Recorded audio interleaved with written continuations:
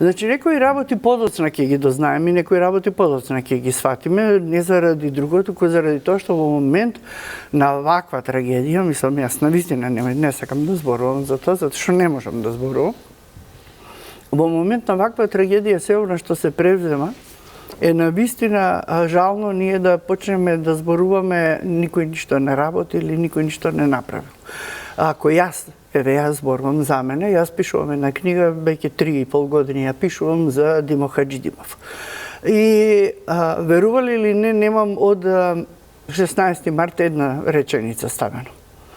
Значи, јас не можам. Замислете тие колку не можат да постигнат сето тоа што треба да се сработи.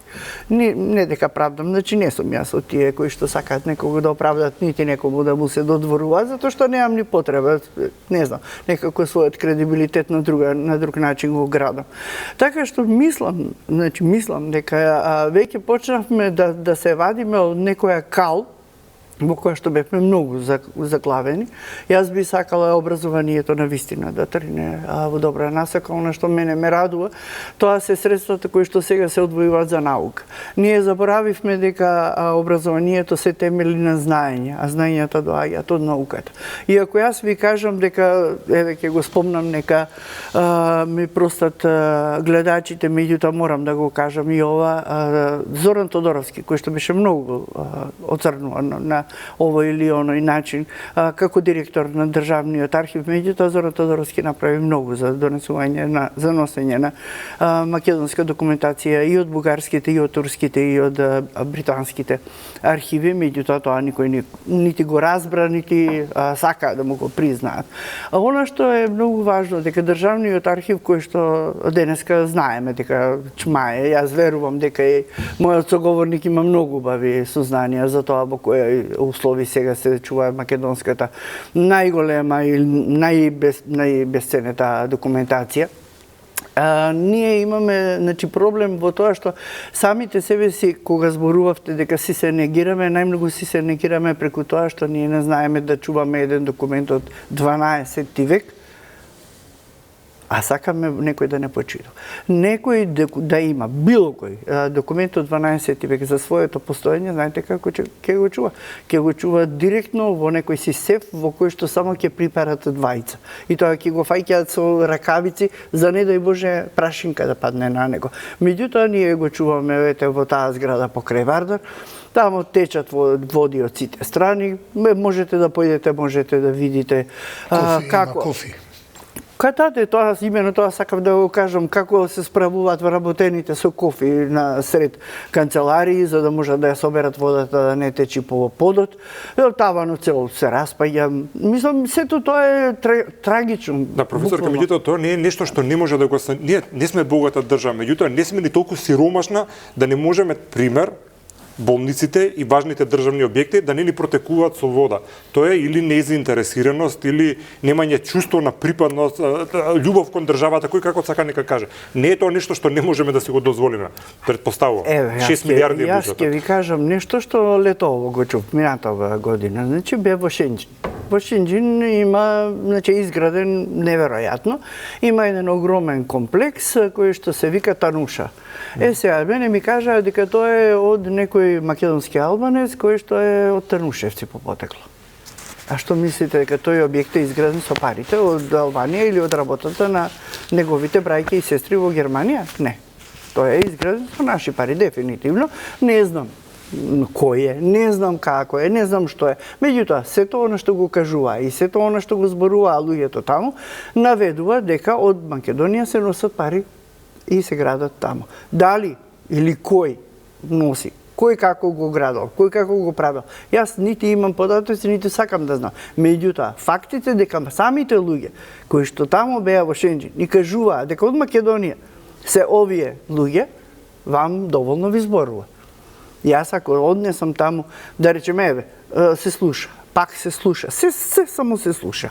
Да речеме Заев дека градал, не знам, 80 катница, не знам колку катница некаде по световиве, нели? И ќе се прашате од каде таа силна пара, па и ние сите работиме за некоја плата, нели? Работиш многу честно, имам толку и толку, фала му на Бога и за тоа што го имам, Меѓутоа, никогаш не можете вие да излезете на крај или да решите проблем ако нема одговорност. Значи, повторно ќе се вратам на тоа. Се до оној момент, додека ние не затвориме такви големи Прилепчани ги вика лишки. Значи, тоа се луѓе кои што веќе се окрвеле во народот. Народот знае колку му нанеле зло и тие едноставно треба сериозно, значи, да почнеме да ги решаваме. Меѓутоа, самиот факт што не се случи тоа што не се случи, многу не измести од позицијата. Да, генералното прашање е во ред, предпоставувам дека институциите ќе работат така како што ќе работат, дека секој што ќе се докаже дека го прекрши законот ќе си оди во затвор, меѓутоа ние што ќе останеме тука ќе треба да направиме нешто од оваа држава. Правиме. За да не испадне како што велат народот ќе се затворат едни за да дојдат други. Работата е да се пресече ланецот 30 и кусур годишен на корупција. Знаете како ќе се пресече? Како? Во моментот кога ќе се затворат 10 души од тие големите. Јас спомнавте Мила Царовски. Мене, знаете што ми пречи? Што ние корупцијата ја гледаме само преку пари. Има ненормална корупција во образованието, во науката. Има ненормална корупција. Значи, образованието, повторно ќе кажам, не е темел. Зошто зборувам дека има голема корупција? Корупцијата оди преку давање на дипломи. Ќе ти прогледам низ прсти за еден испит. Нема да дојдеш воопшто на ниедно предавање, ама нема проблем, мајке ти пишам 10-ка. Зошто? Затоа што ако ти пишам јас тебе 7-ка, ти бе кај мене следниот пат нема да дојдеш. Бевме се знаеме. Меѓутоа, ако само уште една секунда, одма завршувам. Ако вие сте солиден професор и имате изборен предмет, кај вас никогаш нема да дојде студент. Затоа што вие барате знаење, вие сте солиден професор. А ако сте некој што прогледува низ прсти, сите ќе дојдат кај вас и вие добивате и поголема плата и поголеми и повеќе студенти. Погледа. Имам амандман. Ајде. Случајно деновиве дознав дека на еден факултет намерно им се пишуваат на студенти помали оцени, да морат да ги преполагаат испитите, кај што секое полагање 500 евра е. Тоа не е за мене корупција, тоа е организиран криминал. И мислам дека, освен тоа што се печатат дипломи што ништо не вредат, има и лична корист. Мојот пријател, колега од Љубљана, филозофот Лев Крефт, као министер за наука имаше еден гениален закон во една реченица. Кој сака во Словенија да напредува на универзитетот во звањата, мора да донесе 2 европски рецензии. И јас сега прашам професоркава. Од македонскава каста, 2-3 професори, кој ќе донесе 2 европски рецензии? Може да ми кажете? На 5 прста ги има. Јас ќе ви кажам, од историја ниту еден. Знаете зашто? Затоа што ние немаме припарување до тие институции, ќе ви кажам и зашто. Јас работам албанска историја. Македонско-албанските врски ми се специјалност. Меѓутоа, кога имаше еден конгрес во Лондон, фала Богу, значи многу често наши пријатели од странство ни праќаат покани. Тоа беше време кога немаше интернет комуникација, меѓутоа ни испратија писмо и имаше една конференција. Конференцијата беше албанците на Балканот. Немаше период. И јас пријавувам тема. Меѓутоа главен во организациониот одбор беше Грк. Мене буквално ме изфрлија како парталче, затоа што не одговарала темата, не требало 19. век да се работи. Јас точно зборував за еден силогос, македонско-албански, што е направен во Атина. Меѓутоа, таа тема не им одговараше. Одиме понатаму. На меѓународен симпозиум во Виена. Исто така аплицирам. Не можеме да ве примиме затоа што темата, зборувам повторно за некоја си тема која што многу соодветна беше на она што се бараше, не можеме да ве примиме затоа што пополните бројот. Апсолутна глупост. Значи тоа нешто не се случило. Добро, ве разбирам, обструкции имате. Така што, тоа сакам да кажам. Добро. Така што нашите обструкции, никој нас не прашува со што се бориме во науката, во историјата, во ние секаде каде што има бугарин, секаде каде што има грк, секаде каде што има било кој што сака да не спречи, нас не спречува. Така што јас не можам. Еве ви кажувам, сега последната рецензија која што ја добив за мој труд, ме бара да пишувам за Северна Македонија, а мене периодот не ми е за Северна Македонија. Добро, ајде на кратко и одиме со другата. Случајно во Лондон, кога уредникот на грчките емисии на BBC ме молеше да го замолам Глигоров, бевме во Лондон тогаш, да му даде интервју. Му реков, ке му речам на Глигоров, на председател Глигоров, ако ми кажете искрено, дали е точно дека во Грција имате фонд од 100 милиарди долари за подкуп? Да, вика. Да. Кажу. Значи, во Грција има номенклатура, као за мене Ванчо Михајлов. Како секој грк мора годишно во тој фонд да даде пари за подкуп за мегала идеја. Тоа го имаат и бугарите, тоа го имаат и албанците.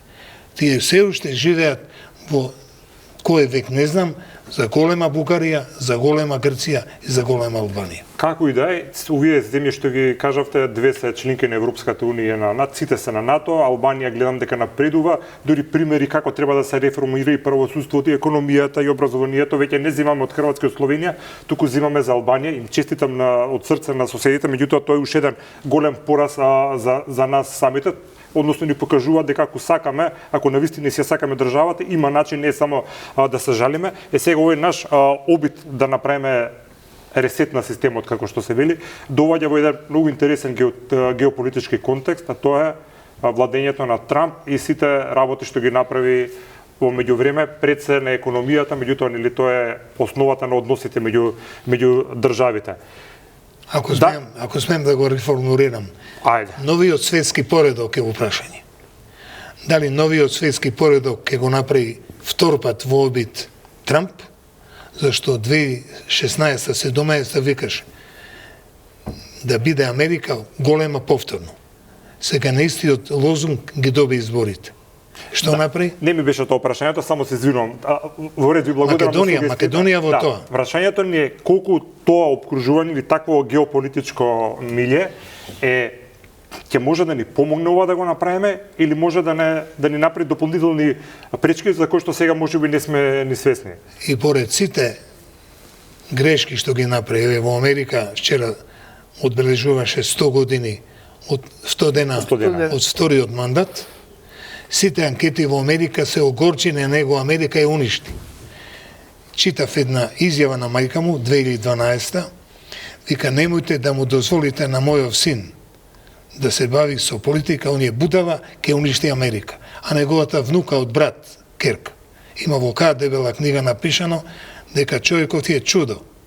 И тоа е фактички како еден таков, според мене, медиокритет, кој што бил бизнисмен наводно, да владее со Америка. Наводно, господин Негедов, знаете што направи Трамп, се не апсолутно не ќе да го брана, меѓутоа нешто сум читал, еве кога беше и Њујорк голема криза со неговите инвестиции, тоа се што успеа да го направи и да ги заопиколи некои законски работи, направи империја практично. Не верувам дека медиокритет може толку добро да се говорам за политика, не говорам за бизнис. Во ред, тогаш е друга. Пазите, човекот... Јас зборувам како човек генерално дека човекот што не е припадник на Републиканска партија 2 пати се наметна да биде он кандидат на републиканците.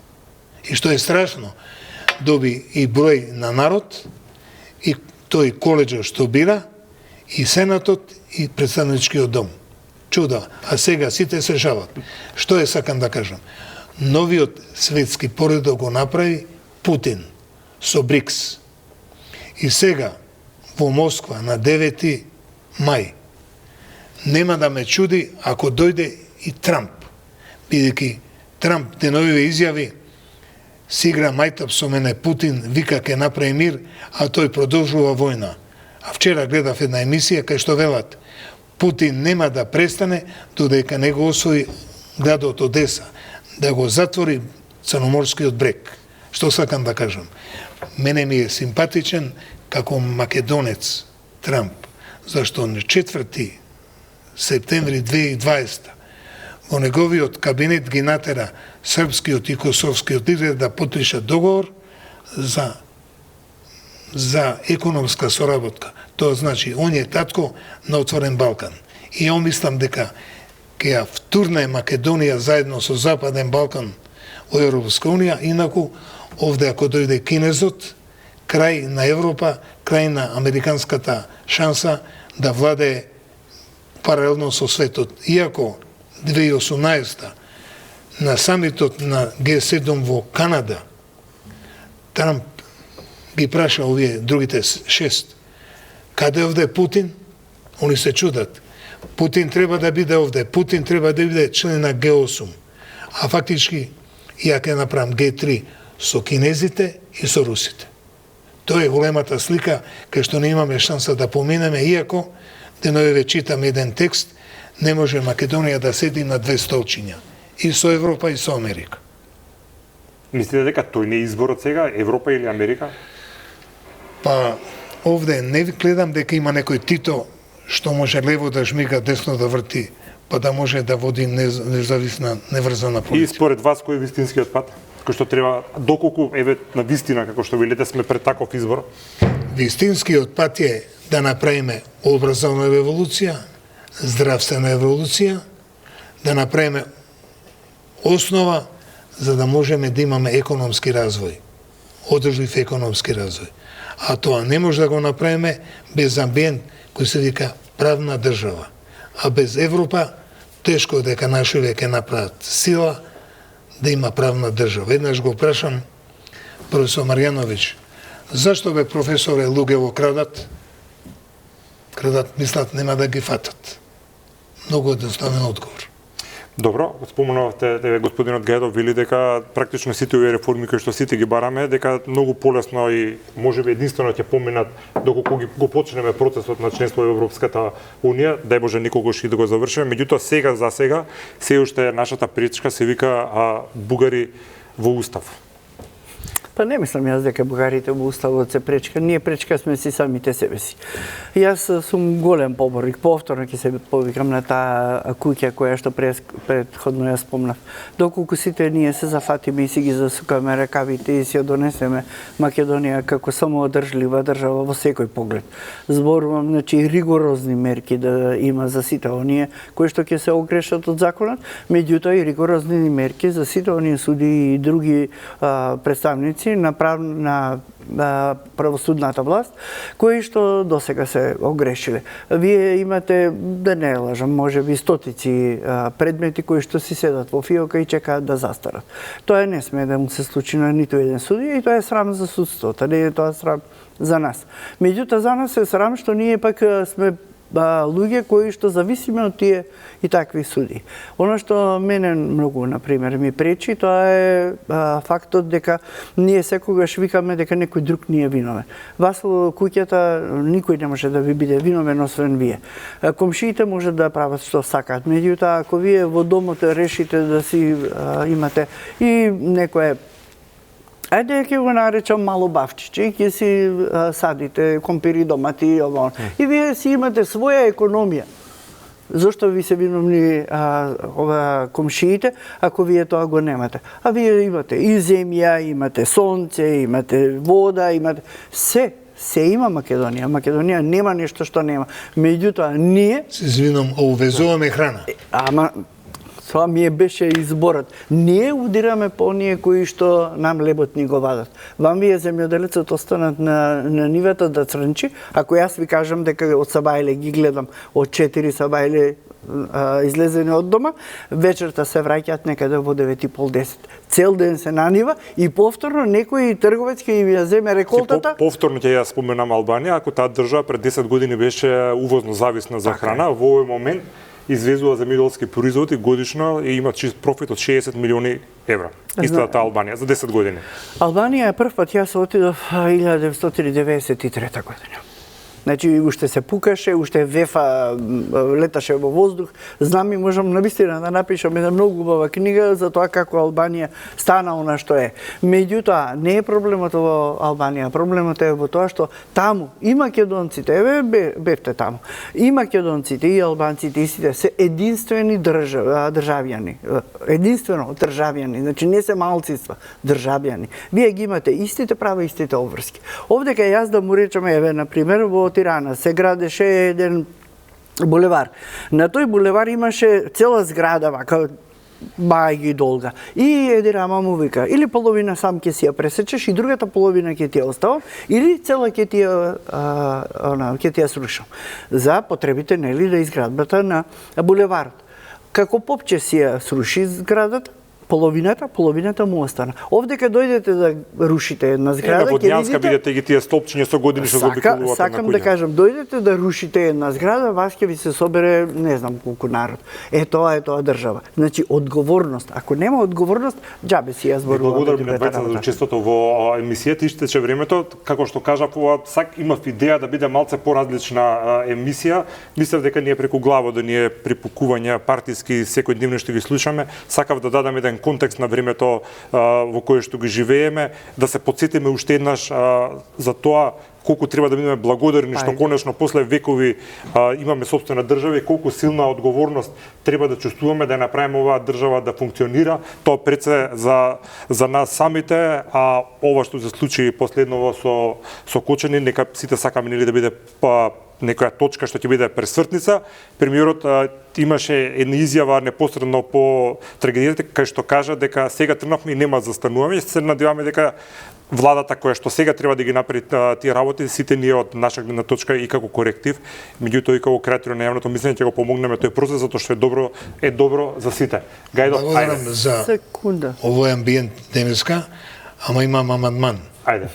Пред нова година да се собереме да видиме каде сме ние пред нова година, што е направено за следниве 6-7 месеци. Може, се согласувам. Јас би прашала пак и нешто друго, бидејќи постојано не прашува тој нас, дали одговоривме на твоите очекувања дека ќе биде поинаква. Околу 60%, да. Добро, да. Се надевам дека следниот пат ќе биде уште повисоко. Ви благодарам уште еднаш. Почитувани, ви благодарам и вам и останете со програмата на Канал 5.